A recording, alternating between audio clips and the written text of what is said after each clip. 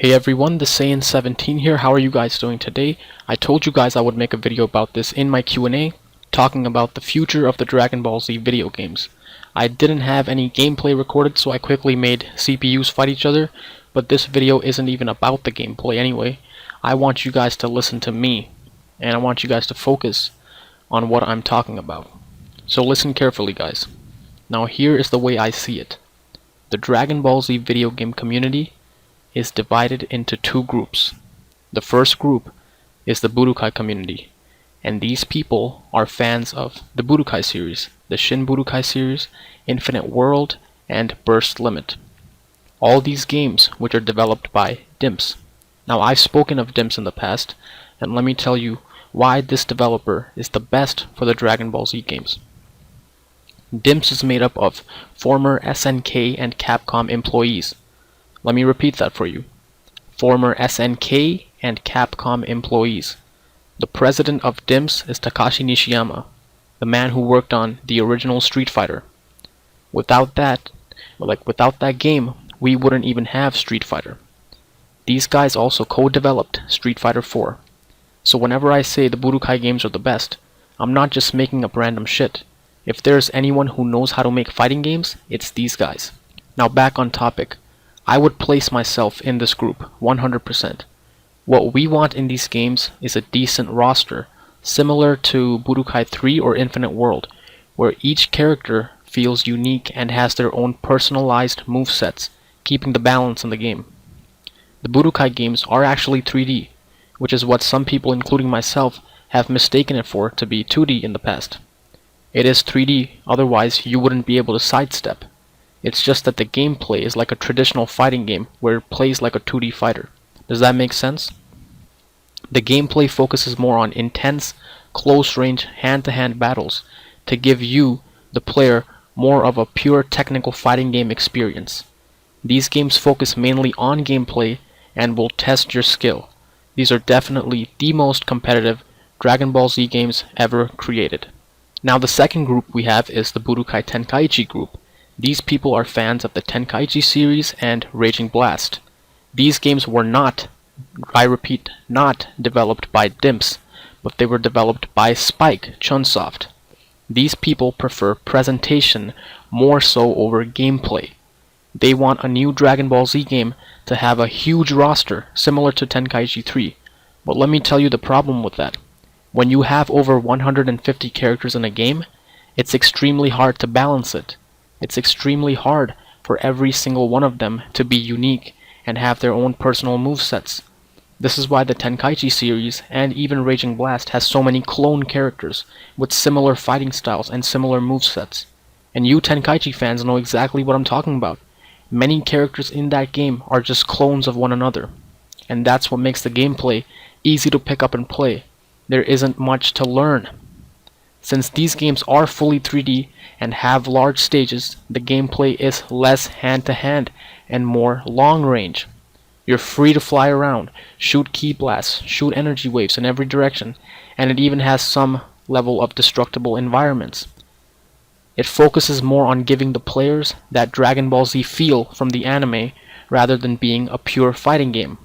The gameplay is not complex at all, and you can button mash through the entire game if you want, which makes the gameplay repetitive. Like I said, these games focus more on presentation and giving the people the Dragon Ball Z feel instead of focusing more on gameplay. By the way, you guys can defend these games all you want, but the truth is, these Dragon Ball Z games have only gotten worse each year.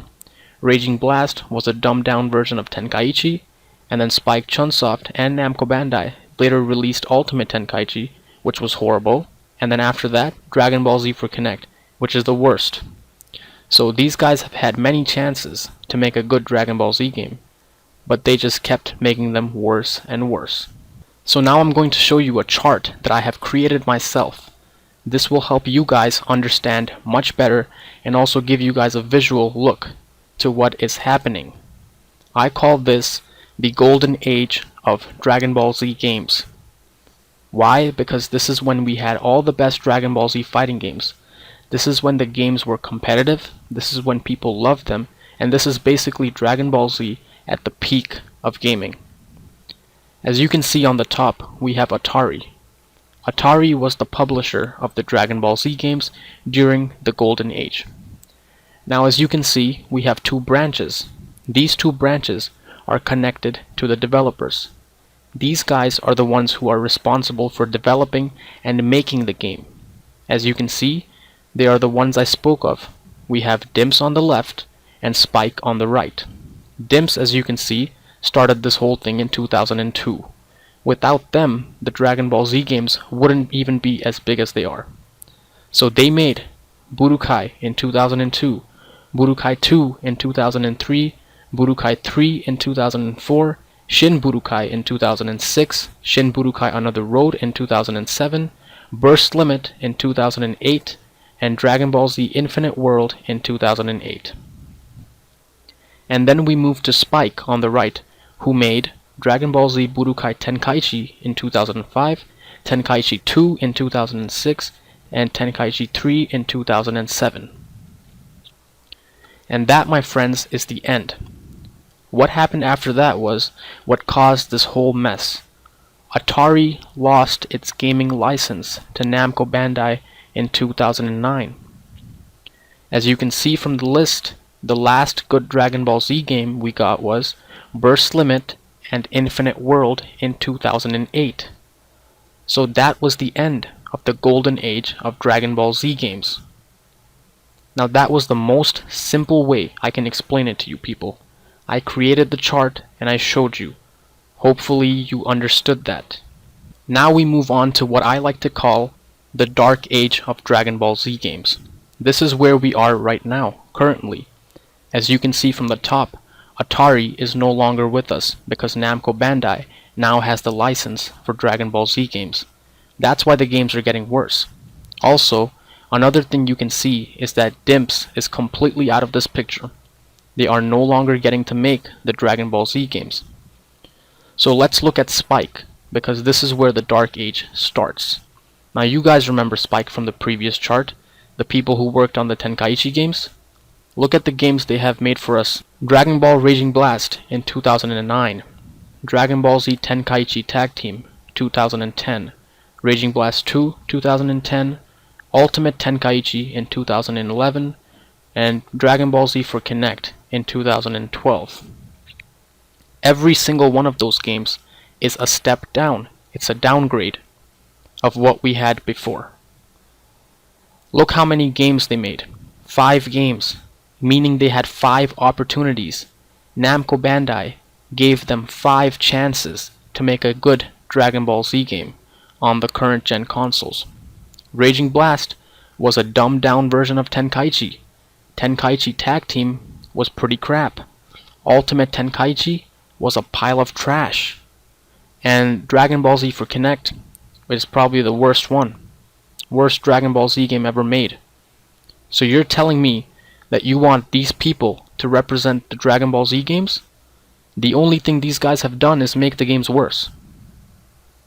Then we finally get an announcement that the Budokai games are getting an HD collection. Everyone gets excited. I get excited. And then it turns out Dimps isn't even involved. The people who created the damn game aren't involved.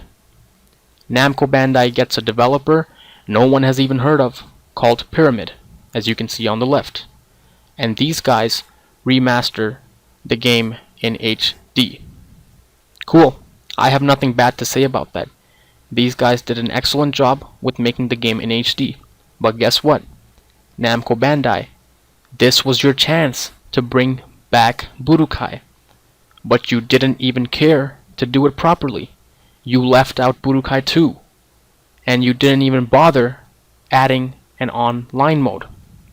If you're gonna release the best Dragon Ball Z fighting game for the PS3 and Xbox 360, at least add an online mode. How are we supposed to play with friends? We are all older now. We live far away from each other. It's not like we can just walk down the block and visit our friend just to play a game. You guys, once again, had an opportunity to bring back Budokai and add an online mode, but you didn't. Now, Namco Bandai just recently released an HD remake of Soul Calibur 2 for the PlayStation 3 and the Xbox 360. And let me read to you what it has. The upgrade will include every mode from the original game with an added feature of online play capability. Namco Bandai, you brought back Soul Calibur 2 for the sole purpose of adding an online mode to it, but you couldn't do that for Dragon Ball Z HD Collection? Why? That makes no sense. And that's not all. Here we are in 2014, and Namco Bandai has now given ArtDink the opportunity to make the Dragon Ball Z game. And ArtDink, as you can see from the chart, is the one at the bottom. And what did we get from that? Another mindless, mediocre, button-mashing Dragon Ball Z game called Battle of Z. This game isn't even a fighting game. It has no versus mode, it has no dueling mode. Honestly, people, how many of you guys have even heard of ArtDink? These developers aren't even known by many people, and they are not familiar with the Dragon Ball Z games. This just shows you people the carelessness of Namco Bandai. They are treating Dragon Ball Z, this huge franchise known as Dragon Ball Z, like it's dirt. And they're just handing it off to people. They don't care about us. They don't care about the Dragon Ball Z games. They're making these games just to steal our money. And it seems like a never-ending cycle of bad Dragon Ball Z games. And I'm pretty sure Namco Bandai is gonna give ArtDink another chance to make a sequel to Battle of Z. And I hope that never happens. I hope that never happens.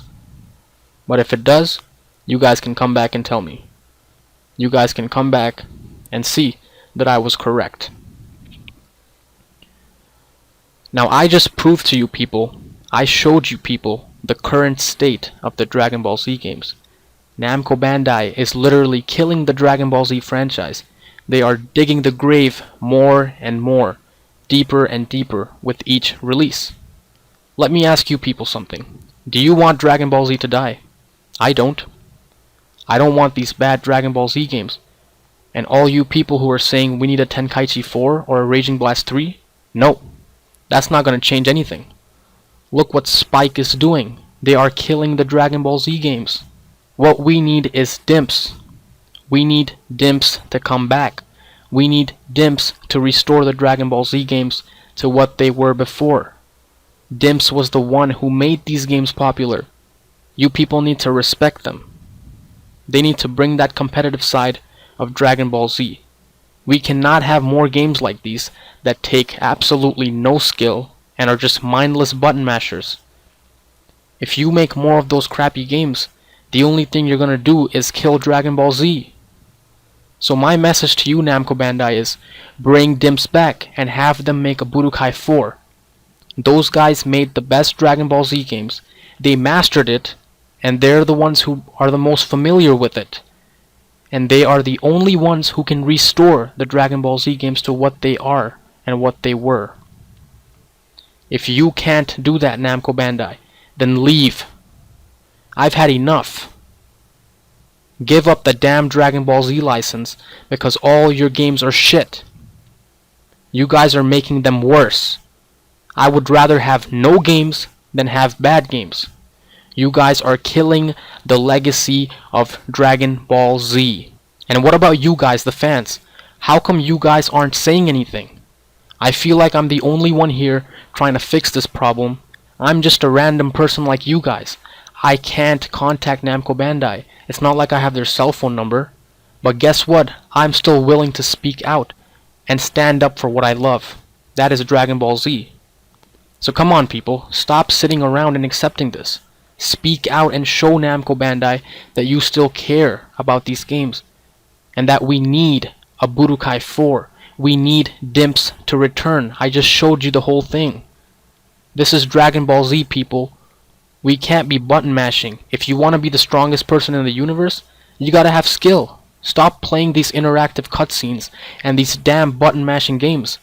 It's a video game, not just a video. Give us that technical gameplay. You know, I wonder how we went from games like Budokai 1, Budokai 2, Budokai 3, Infinite World, and burst limit. How we went from games like these to games like these. Raging Blast 2, this crap Ultimate Tenkaichi, this crap Connect, and the most recent one, Battle of Z. We don't need these. These are killing the Dragon Ball Z games. These are killing Dragon Ball Z as a franchise. We don't need that. This is what we need. We need to go back on these. Bring Dimps back. Give us Budokai 4. Give us that game. Do you people see what this is to my right?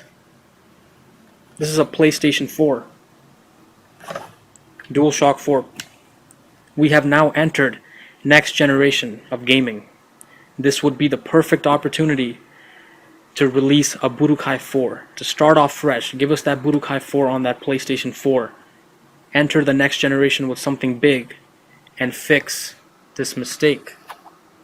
Let's forget about these games and move on to Budokai 4 on that PlayStation 4. So please share this video with your friends, share it with your family, tweet it at Namco Bandai, do whatever you can. Make sure everyone sees this. That's the only thing we can do. That's the only thing I can do. And hopefully our voices will and can be heard. Thank you guys for watching. I've been the Saiyan 17, and let's get that Budokai 4.